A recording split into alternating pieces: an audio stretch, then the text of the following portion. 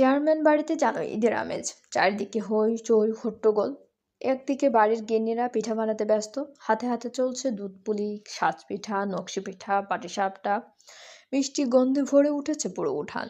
অন্যদিকে ওয়েডিং প্ল্যানাররা ছোটাছুটি করছে, সারা উঠোন সাজাচ্ছে ফুলের মালা, লাইট, রঙিন কাপড় দিয়ে। একদিকে বাচ্চাদের কান্নাকাটি আর দৌড়াদৌড়ি, অন্যদিকে বড়দের হাসি ঠাট্টা। চারদিকে শুধু মানুষের গিজ গিজ, যেন আজ অনেক দিন পর পরিপূর্ণ হয়েছে চেয়ারম্যান বাড়ি। নাদিয়া আর সামিয়া ওয়েডিং প্ল্যানারদের বলে দিচ্ছে কোথায় কোনটা মানাবে, কোন ফুল সুন্দর খাপ খাবে থিমের সাথে। কালকেই তো হলুদ, তাই তাড়াহুড়োর সব কাজ করতে হচ্ছে। তাদের আর এসব তাড়াহুড়ো ভালো লাগে না। হঠাৎ পিছন থেকে তাহিয়া জড়িয়ে ধরল দুজনকে। সামিয়া নাদিয়া প্রথমে হকচকে উঠলেও তাহিয়াকে দেখে দুজনের মুখে মিষ্টি হাসি ফুটে উঠল। নাদিয়া তাহিয়াকে একবার পর্যবেক্ষণ করে ধমকের স্বরে বলল, সোয়েটার পরনি কেন?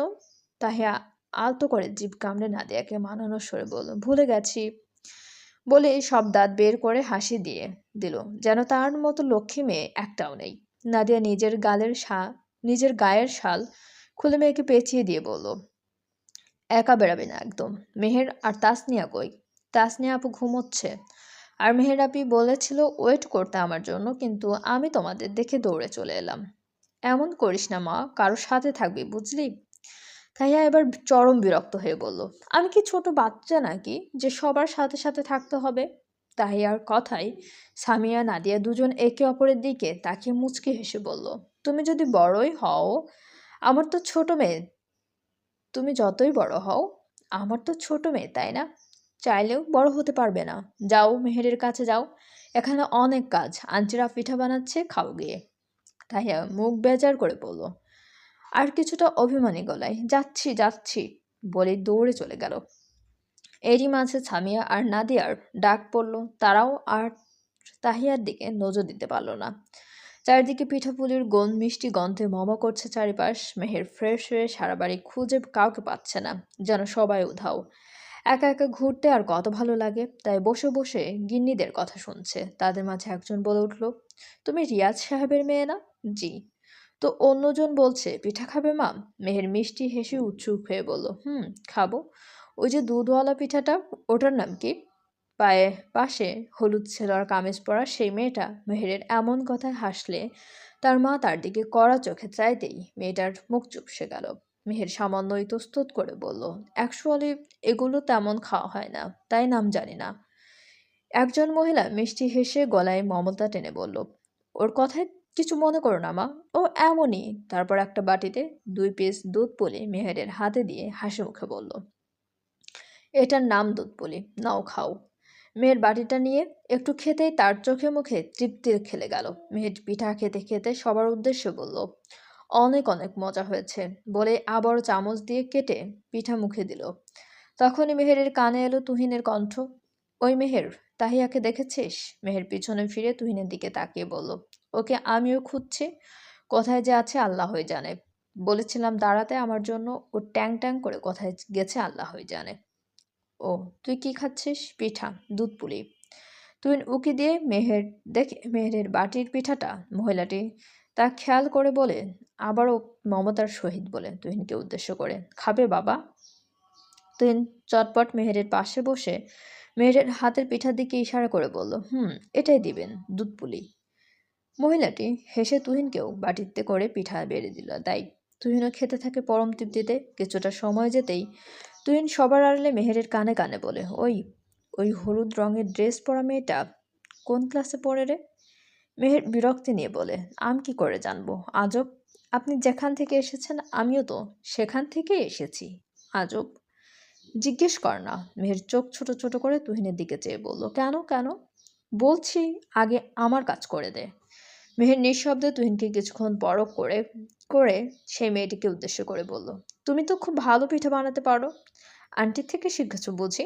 তারপর একটু ইতস্তত করে বলে, তোমার নাম কি?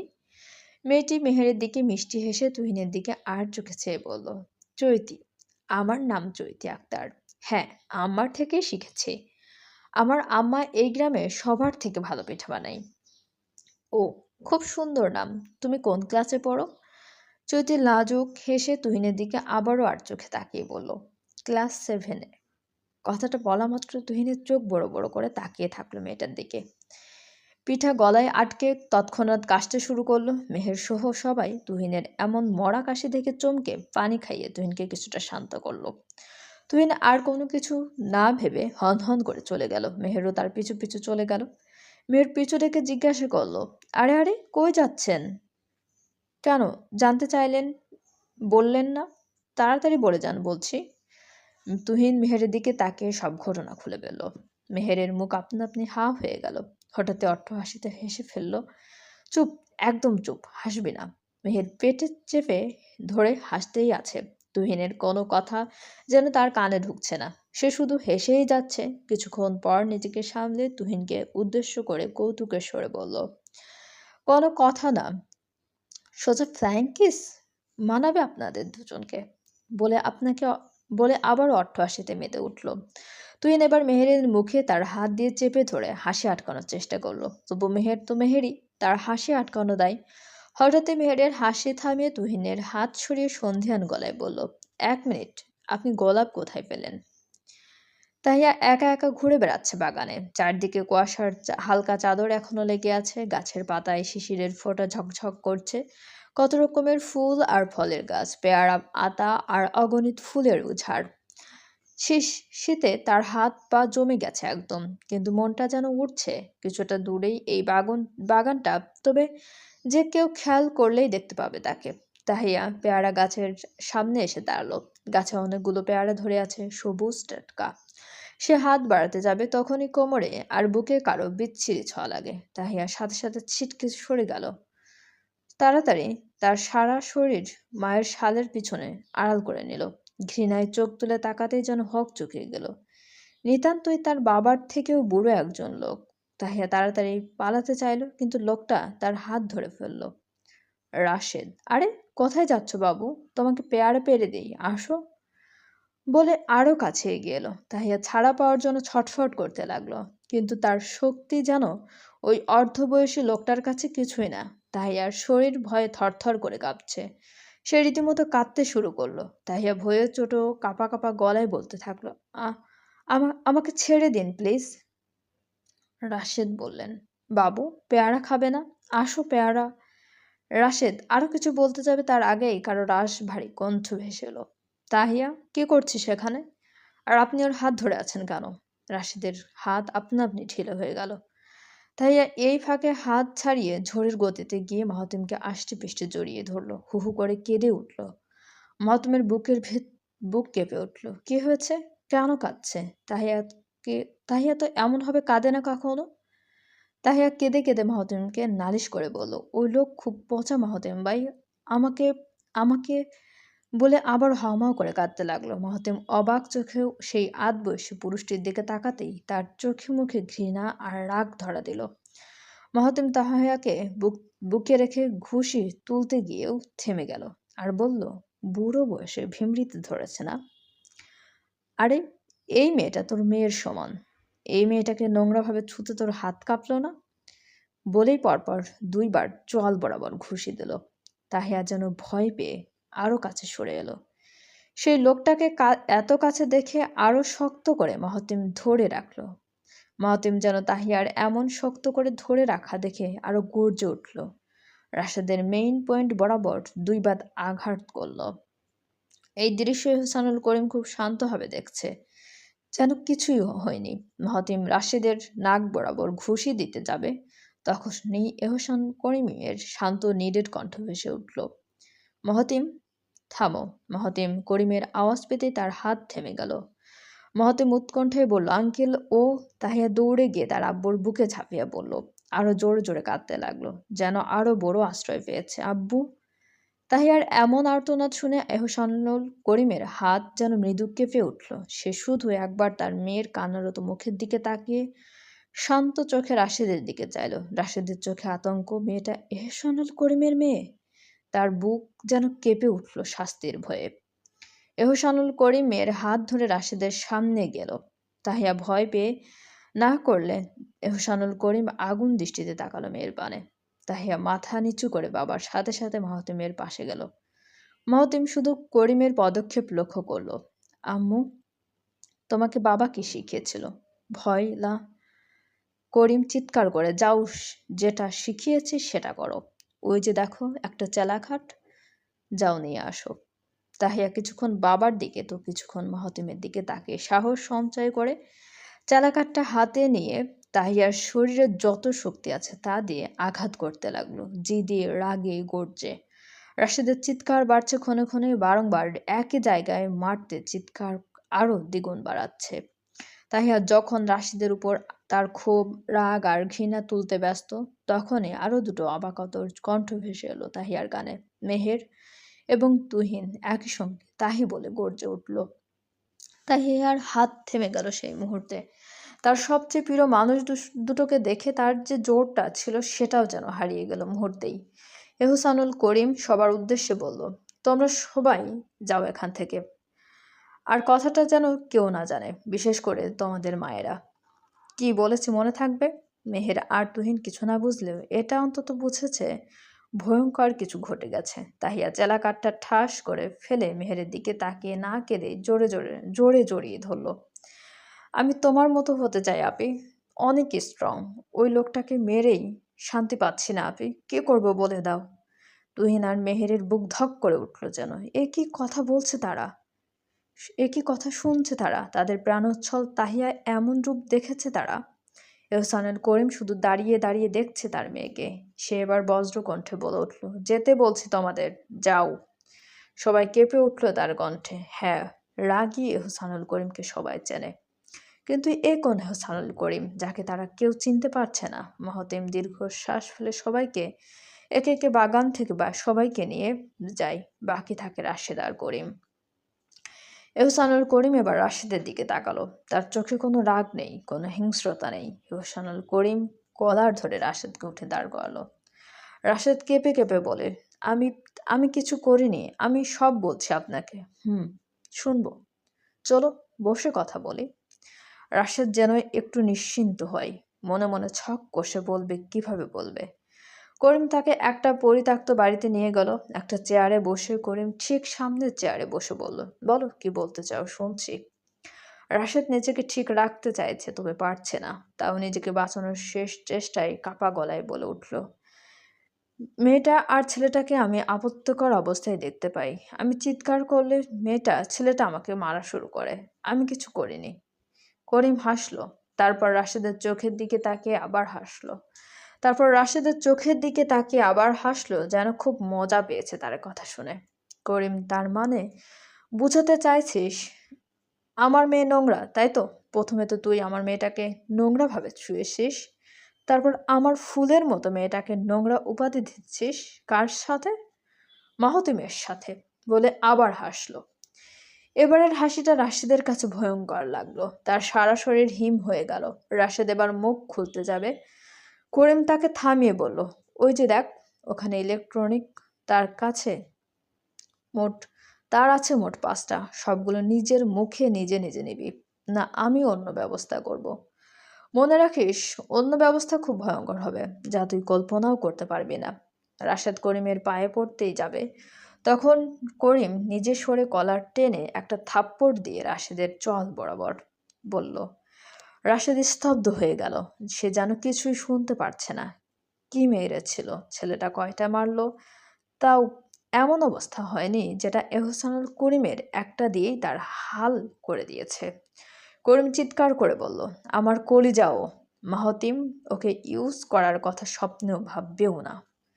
আর যদি পছন্দ করে তাহলে চোখে চোখ রেখে বলবে, আঙ্কেল, আমি তাহিয়াকে পছন্দ করি, বিয়ে করতে চাই। এমন ছেলেও।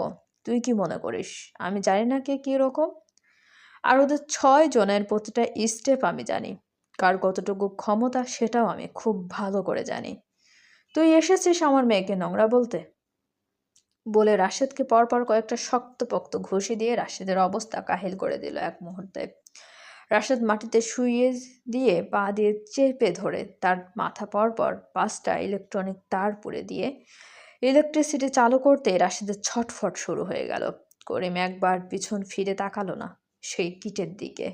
রাশেদের নামে আগেও অনেক অনেক মানহানি থেকে শুরু করে ধর্ষণ পর্যন্ত আছে। ভেবেছিল তাসনিয়ার বিয়ের পর সব সমাধান করবে, তার জন্য উপযুক্ত শাস্তির ব্যবস্থা করবে, কিন্তু রাশেদের যেন তা সহ্য হলো না। সে এহসানুল করিমের দুর্বল জায়গায় আঘাত করে দিল।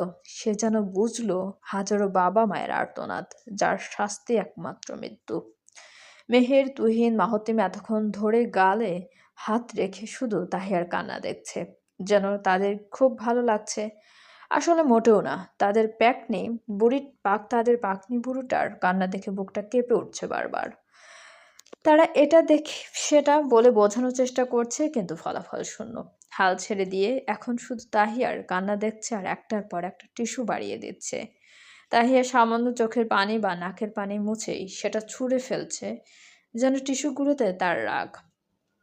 মেহের হঠাৎ তুহিনকে কনুই দিয়ে গুঁতো মেরে কিছু বোঝাতে চাইল, কিন্তু তুহিন কিছু না বুঝে আবার মেহেরের দিকে জিজ্ঞাসু দৃষ্টিতে তাকিয়ে রইল। মেহের তুহিনের দিকে রাগী চোখে তাকিয়ে বলল, সব আপনার জন্য হয়েছে। আপনি যদি আমার সামনে না আসতেন তাহলে তাহিয়া আমার সাথেই থাকতো। তুহিন যেন বুঝে গেল মেহের কি বোঝাতে চাইছে। সেও তালে তাল মিলিয়ে মেহেরের কথার প্রত্যুত্তরে বলল, ও, যত দোষ নন্দ ঘোষ, তাই না? আমিও তো তাহিয়াকে খুঁজছিলাম, তুই বাধা দিলি। মেহের তুহিনকে বুকে ধাক্কা দিয়ে বলল, নিজের দোষ একদম ঢাকার চেষ্টা করবেন না, বলে দিলাম। তুহিন মেহেরের কপালে হালকা টকা দিয়ে বলল, হ্যাঁ হ্যাঁ, দুনিয়ার যত সব দোষ আমারই, তাই না? তাহিয়া আর মাহতিম একবার মেহেরকে দেখলো, তো একবার তুহিনকে, তারপর দুজনের দিকে তাকিয়ে হঠাৎ জোরে হেসে উঠল। তুহিন আর মেহের তাদের দিকে চোখ ছোট ছোট করে বলে, তুহিন, মেহের, তোমরা এভাবে হাসছো কেন? বলে ওঠে দুজন একসঙ্গে। মাহতিম আর তাহিয়া আবার তাদের দিকে তাকিয়ে হেসে দিল। তারপর তাহিয়া হেসে হেসে বলল, তোমাদের ঝগড়ার টাইপ জানা আছে। এটা যে আমার মন ভালো করার জন্য তা খুব ভালো করে বুঝতে পারছি। এটা মজার ঝগড়া, আমি বেশ বুঝতে পারছি। তুহিন এবার মেহেরের উপর সত্যি সত্যি চিৎকার করে বলে উঠল, ভালো করে নাটকটাও করতে পারিস না, গাধি। মেহের খেপেও গেল, বলল, আপনি গাধা, আপনার চুল গাধা, আপনার হাত পা সব সব সব গাধা। তুহিন বেরিয়ে যেতে যেতে বলল, তুই তুই তুই তুই তুই তুই গাধা, তুই তুই তুই তুই তুই। মেহেরও চিৎকার করে বলল, আপনি গাধা, আপনি গাধা, আপনি আপনি আপনি সব সব সব। তুহিন দরজায় আবার উকি দিয়ে বলল, আসলে তুই গাধা না, গাধা তোর থেকেও চালাক। কথা বলেই হাসতে থাকে তুহিন। মেহের রেগে তুহিনের দিকে খালি টিস্যু বক্স ছুঁড়ে মারে। তুহিন দেখে তাড়াতাড়ি দৌড়ে দেয়। এবার মেহতিম আর তাহিয়া নিজেদের হাসি আর আটকে রাখতে পারল না। এবার সত্যি সত্যি হেসে দিল আর কৌতুকের স্বরে বলল, মাহতিম, তুই তুই তুই, তাহিয়া আপনি আপনি আপনি, বলে দুজন হাই ফাইভ দেয়। মেহের রেগে মাহতিমের মাথার চুল ধরতে গেলে মাহতিমও দৌড়ে পালায়। মেহের রেগে তাহিয়ার দিকে তাকাতেই তাহিয়ার ঠোঁট উল্টে কিউট কিউট ভাবে তাকিয়ে থাকে মেহেরের দিকে। মেহেরও রেগে দপ দপ পা ফেলে চলে যেতেই তুহিনকে সুভাকে আগলে দাঁড়িয়ে আছে, আর চোন রেগে মেগে আগুন হয়ে আছে। তারও পিছনেই ইভাও রাগী দৃষ্টিতে তাকিয়ে আছে শুভার দিকে, যেন গিলে খেয়ে ফেলবে। মেহেরের সব পাত্তা না দিয়ে বাইরে ঘুরতে গেলে তন্ময়ের সাথে ধাক্কা লাগতে লাগতে বেঁচে যায়। মেহের যেন আরো রেগে গেল, খুব জোরেই বলে উঠল, বিরক্তিকর। তন্ময় সহ সবাই থতমত খেয়ে যার যার রুমের দিকে পা বাড়ালো। তন্ময় শুধু বকা বলে বসলো, জি। মেহের ভুরু কুঁচকে বলল, তন্ময়কে প্রশ্ন করলো, বিরক্তিকর কি সেটাও জানেন না, আজব। বলে মেহের তন্ময়কে পাশ কাটিয়ে চলে গেল। তন্ময় হতভম্ব হয়ে দাঁড়িয়ে রইল, মনে মনে বলল, বিরক্ত হওয়ার মতো কি করলাম? কিছু কি করেছি? আকাশ আজ একদম পরিষ্কার, কিন্তু ইভার মনটা যে কালো মেঘে ঢাকা, তা সে কিছুতেই মেনে নিতে পারছে না। তুহিনের সাথে শুভাকে, তা তো মনে হচ্ছে শুভা ইচ্ছে করে তুহিনের সাথে ঠলাঠলি করে আর আমাদের সামনে আসলে নাটক সাজাই। দেখ, I am not interested in Tuhin. আচ্ছা, তার ভালোবাসা কি তুহিনের চোখে পড়ে না? সবার খোঁজ খবর নেয়, শুধু পরগাছার মতো সেই তার জীবনে পড়ে আছে। ছোটবেলা থেকে আর তুহিন বেস্টেস্ট ফ্রেন্ড। অন্তত ইভা তো এটাই ভাবতো, হয়তো তুহিন কখনো ভাবতো না। এগুলোই ইভা জানালা পাশে দাঁড়িয়ে ভাবছে। ইভা তার চোখ থেকে পরপর 2 ফোঁটা পানি গড়িয়ে পড়ল। তার মানে তার মনে শুধু একটাই কথা বলছে, তুমহে হামসে বারকার দুনিয়া, দুনিয়া তুমসে হামসে বারকার। বাহ, খুব সুন্দর গান গাও ইভা আপি, কেউ শুনলে ফিদা হয়ে যাবে ফর শিওর। মেহেরের কথায় ইভা তাচ্ছিল্য হাসল, যেন এটা থেকে বড় কৌতুক আর শুনেনি ইভা। চলবে, গল্পটি আপনাদের কেমন লাগছে অবশ্যই আমাদেরকে কমেন্ট করে জানাতে ভুলবেন না, এবং আমাদের চ্যানেলটি প্লিজ সবাই সাবস্ক্রাইব করুন। গল্পটি ভালো লাগলে অবশ্যই লাইক, কমেন্ট এবং শেয়ার করতে ভুলবেন না আপনাদের প্রিয় মানুষজনের সাথে।